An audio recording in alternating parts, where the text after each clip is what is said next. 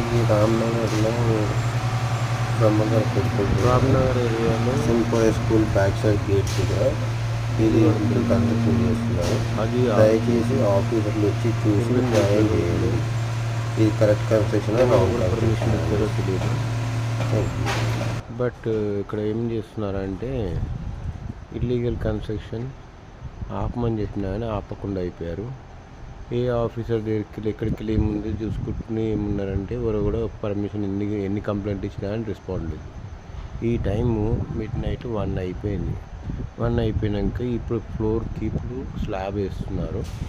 Slab వేసుకుంటూ ఆపమని చెప్పాము. ఆపమన్నాక కూడా లేదు, ఏం సంగతి ప్రాబ్లం చేసుకుంటూ వస్తున్నారు.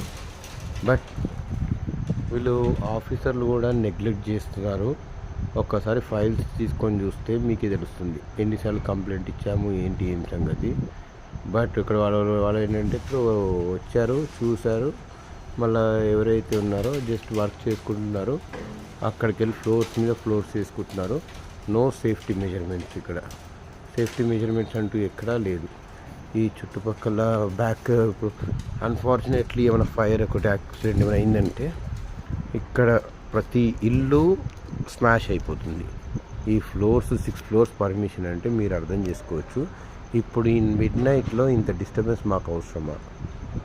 ఆ క్వశ్చన్ రేజ్ చేసినా రెస్పాన్స్ లేదు. వాళ్ళు ఏటీఎం సంగతి రూడ్గా మాట్లాడుతున్నారు. అట్లీస్ట్ ఈ వీడియో చూసుకుని స్పందించి ఆఫీసర్లు ఏమన్నా యాక్షన్ తీసుకుంటే ఇట్స్ వెల్ అండ్ గుడ్ అండి. దానికి మీ సహాయం మాకు ఎట్లాగో ఏంటి ఏం సంగతి ఇక్కడ ఉన్న పబ్లిక్కి హెల్ప్ఫుల్ అవుతుంది. ఇక్కడ ఎదురుంగ లేన్లో స్కూల్ ఉంటుంది. ఆ స్కూల్కి చిన్నపిల్లలు ఎల్కేజీ నుండి వాళ్ళందరూ ఉంటారు. ఇది ఏముంది ఏం సంగతి ఏం ప్రాబ్లం అయినా అని చుట్టుపక్కల ఉన్న ఇల్లులు ప్లస్ ఇవి అన్నీ ఎఫెక్ట్ పడుతుంది. అది కొద్దిగా హ్యుమానిటీ నేచర్లో మానవతా దృక్పథంతో ఒకసారి చూసుకొని మీరు ఏముంది ఏం సంగతి దాన్ని కన్ఫర్మ్ చేసుకోండి.